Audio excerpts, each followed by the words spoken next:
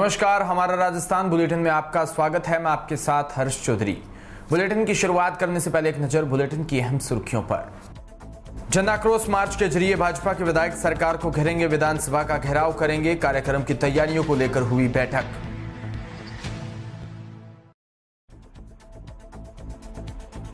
सीधी camp bus stand पर विद्यार्थियों का जमावड़ा, विद्यार्थियों की बस की खिड़कियों से अंदर प्रवेश कर रहे हैं। पति ने अपनी पत्नी से तंग आकर पिया कीटनाशक पीकर पति ने की आत्महत्या।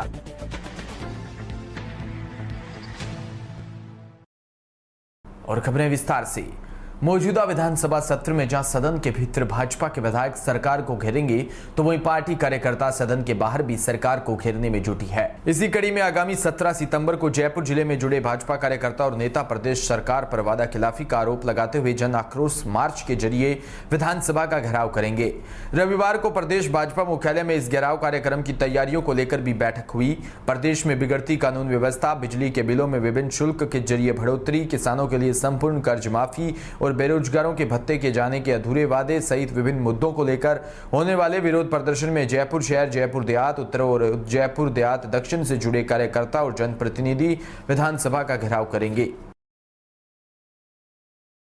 जयपुर में वर्तमान में चल रही राजस्थान एसआई भर्ती को लेकर जयपुर के सिंधी कैंप बस स्टैंड पर विद्यार्थियों का जमावड़ा लगा हुआ है।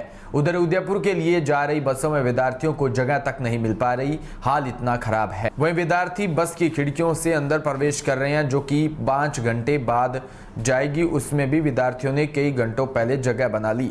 इतना तो तय है कि सभी विद्यार्थियों को राजस्थान रोडवेज बस के द्वारा एग्जाम सेंटर तक नहीं पहुंचा सकते, लेकिन विद्यार्थी अन्य वाहनों के जरिए भी एग्जाम सेंटर तक पहुंच रहे हैं। पदमपुर के बिंजबायला से खबर, जहां घमोड़वाली थाना क्षेत्र के गांव 27 एलएनपी के एक युवक ने कीटनाशक दवाई का सेवन कर आत्महत्या कर ली। मृतक कालूराम पुत्र अखाराम नायक बेहतर एलएनपी का रहने वाला है कि भतीजा रमेश कुमार पुत्र राजूराम नायक ने आत्महत्या दुष्प्रेरण व SC/ST एक्ट में मृतक की पत्नी सुमन व राकेश पुत्र इंद्रराज निवासी 64 एलएनपी के खिलाफ केस दर्ज करवाया है। मामले में जांच वृत्त अधिकारी व वृत्त श्री करणपुर RPS सुरेंद्र सिंह राठौड़ इसकी जांच कर रही हैं। थानाधिकारी पवन कुमार ने जानकारी दी कि परिवादी ने रिपोर्ट में बताया कि प्रार्थी का मृतक कालूराम चाचा है और उसके चाचा कालूराम की पत्नी सुमन के राकेश कुमार पुत्र इंद्राज कुमार बिश्नोई निवासी 64 LNP से नाजायज संबंध थे, जिसके विरोध में प्रार्थी का मृतक चाचा कालूराम करता था।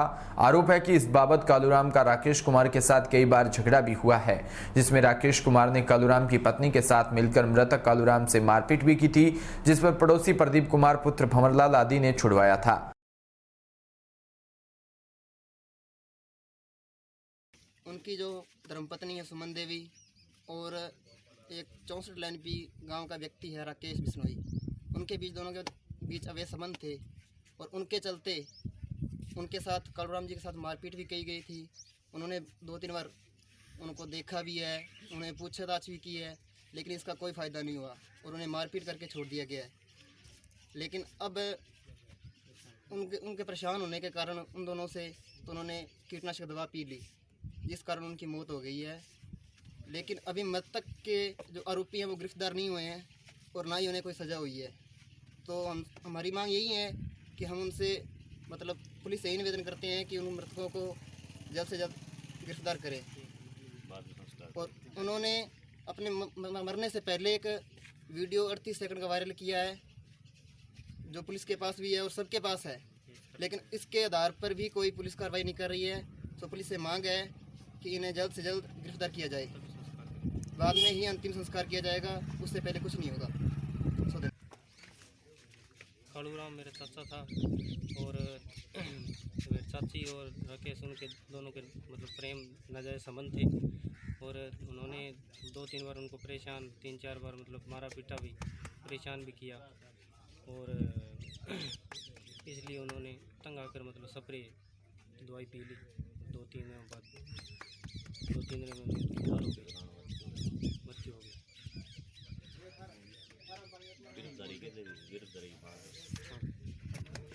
ना उन्होंने ये बोला कि ये अगर अभी तो इसकी कार्रवाई हो नहीं सकती, 10-15 दिन लगेंगे। अगर 20 दिन भी लग सकते हैं।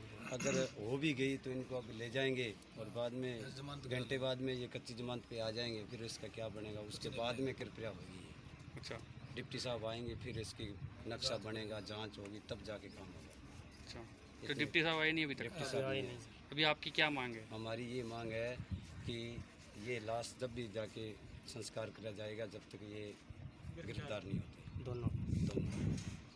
और ये भी ये बोल रही है, ये औरत है ना इसकी, ये कह रही है कि भी मैं तो उस बिश्नोई के बसूंगी और बिश्नोई के पक्षबाज में ही बोलूँगी। तो अभी ये कह रही है कि अगर संस्कार करने के बाद में तो ये कहेगी घर से बाहर निकलो, मैं तो घर की मालकिन हूँ, फिर वो दंगा प्रसाद करेगा यहाँ आके, फिर ये कौन बढ़ने देगा यहाँ घर पे। आप क्या लगता है मृतक के? मैं तो भाई था हमारा गांव में, ये मैं मजबी हूँ, ये नायक था, लेकिन हमारे भाई है, ये भाई से ज़्यादा समझते हैं। प्रधानमंत्री नरेंद्र मोदी का जन्मदिन 17 सितंबर को है। इस दिन प्रधानमंत्री नरेंद्र मोदी 71 वर्ष पूरे होंगे। प्रधानमंत्री नरेंद्र मोदी के 71वें वर्ष के उपलक्ष्य में भारतीय जनता पार्टी युवा मोर्चा के कार्यकर्ताओं ने रविवार को मोती डूंगर स्थित सेठ Makhanlal charitable trust blood bank में रक्तदान शिविर लगाया। रक्तदान शिविर का शुभारंभ अलवर शहर के विधायक संजय शर्मा द्वारा नगर परिषद उपसभापति घनश्याम गुर्जर ने किया और रक्तदान शिविर में पहुंचकर रक्तदान कर रहे कार्यकर्ताओं का हौसला बढ़ाया। वहीं शिविर के दौरान अलवर शहर विधायक संजय शर्मा ने कहा कि हर वर्ष भारतीय जनता पार्टी की तरफ से सेवा सप्ताह के रूप में यह कार्यक्रम मनाया जा रहा है। इस दौरान शहर विधायक ने अलवर की जनता से अपील करते हुए कहा कि इस समय शहर सहित जिले भर में डेंगू की बीमारी एक बड़ा विकराल रूप धारण कर लिया है। इस कारण ब्लड बैंक में रक्त की कमी आ रही है। उन्होंने जनता से अपील करते हुए कहा कि आप अपने आसपास किसी भी ब्लड बैंक में जाकर रक्तदान जरूर करें।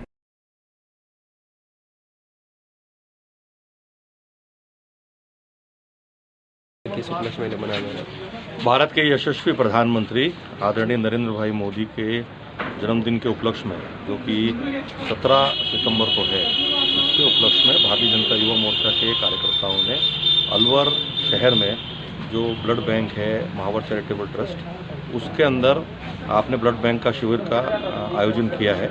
और हर वर्ष ये आप इस प्रकार का शिविर आयोजित करते हैं और भारतीय जनता पार्टी के द्वारा सेवा सप्ताह के रूप में ये कार्यक्रम मनाया जा रहा है।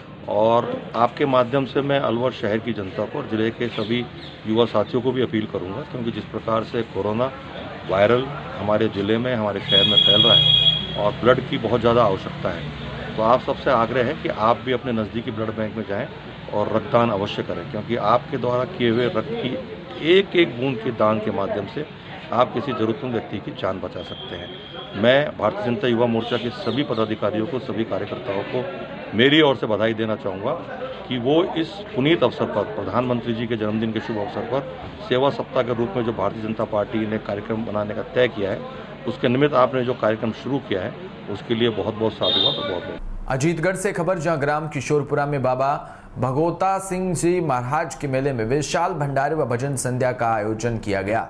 इस अवसर पर जन सेवक बलराम यादव व रामनारायण यादव ने पूजा अर्चना के साथ मंदिर में घुमुट पर कलश स्थापित किया।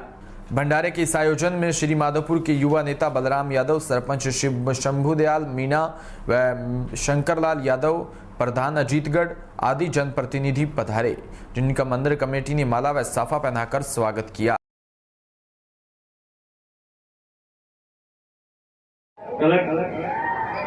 कलश का जो सहयोग किया है विराटनगर से मेरे दोस्त और अजीज मित्र जेल साहब, आदरणीय टटिया से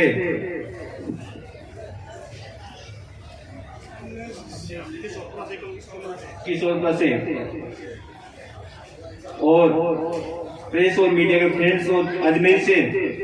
जोधपुर की पूजा जाटोलिया ने गंगानगर के गंगा सिंह स्टेडियम में आयोजित राजस्थान एथलेटिक एसोसिएशन द्वारा आयोजित स्टेट चैंपियनशिप में 3000 मीटर दौड़ में तीसरा स्थान प्राप्त कर कांस्य पदक जीतने पर सम्मान समारोह आयोजित किया। इस दौरान पूजा जाटोलिया ने उनके कोच ओमपुरी व रतन का साफा व माला पहनाकर स्वागत किया। समाज के भामाशाहों ने आर्थिक सहयोग भी किया। पूजा जाटोलिया ने बताया कि मेरी सफलता का सारा श्रेय मेरे कोच ओमपुरी को व मेरे पिताजी को देना चाहती हूं और कठिन परिश्रम से नेशनल लेवल पर गोल्ड मेडल जीतकर ओलंपिक में जाना मेरा सपना है। इस दौरान चेतन प्रकाश, नवल, चंपालाल नवल सहित अनेक लोग उपस्थित रहे। मेरा नाम पूजा जाटोलिया है। मैं जोधपुर में रहती हूँ। जोधपुर में 7270 में अभी है ना हाल ही में 1 तारीख को है ना डिस्ट्रिक्ट लेवल पे प्रतियोगिता थी जिसमें मैंने फर्स्ट स्थान प्राप्त किया है और मैं गंगानगर में सिलेक्टेड हूँ स्टेट में, जिसमें मैंने ब्रॉन्ज मेडल प्राप्त किया है। राजस्थान एथलेटिक एसोसिएशन में मेरी 3 किलोमीटर दौड़ थी और स्टीपल चेस जिसमें मेरे सर का बहुत बड़ा योगदान था, जिन्होंने मेरे को बहुत हार्ड वर्क कराया, इसीलिए मैंने आज ये पदक प्राप्त किया है।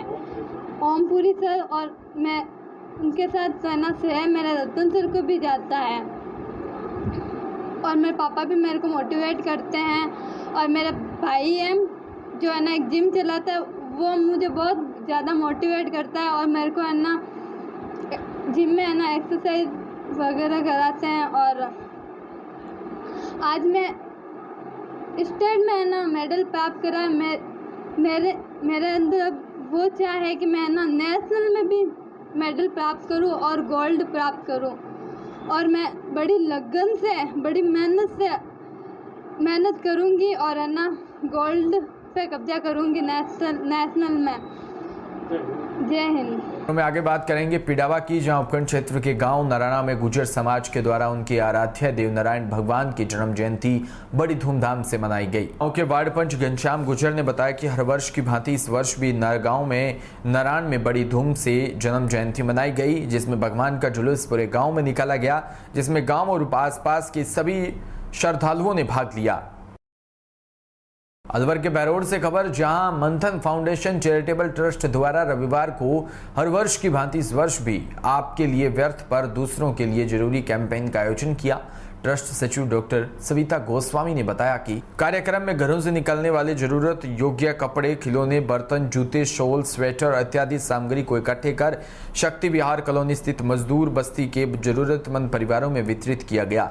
साथ ही बच्चों को शिक्षा से जुड़ने के लिए भी प्रेरित किया, क्योंकि शिक्षा ही वह माध्यम है जो उन्हें उनकी वर्तमान स्थिति से उभार सकता है। मंथन फाउंडेशन चैरिटेबल ट्रस्ट द्वारा आपके लिए व्यर्थ पर किसी के लिए ज़रूरी कैंपेन के अंतर्गत आज एक कार्यक्रम आयोजित किया गया, जिसमें हमारे घर से निकलने वाले कपड़े, बच्चों के खिलौने, जूते, कई ऐसी सामग्री होती है जो बहुत अच्छी कंडीशन में होती है, लेकिन बच्चे बड़े हो जाते हैं तो वो चीज़ें हम यूज़ में नहीं ले पाते हैं। तो ये जो चीज़ें हैं ये वेस्ट ना हो, इसका एक सबसे अच्छा उपाय ये होता है कि हम ज़रूरतमंदों के बीच जा कर के और इन्हें बांटें।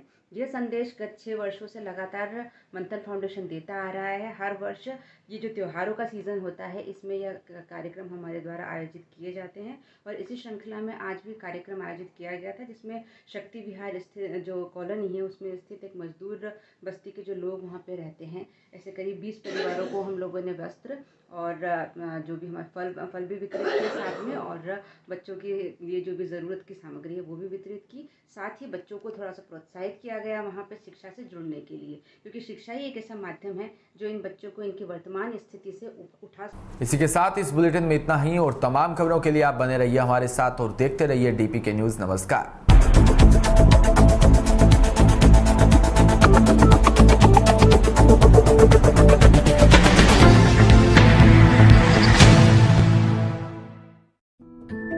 मुख्यमंत्री किसान मित्र ऊर्जा योजना।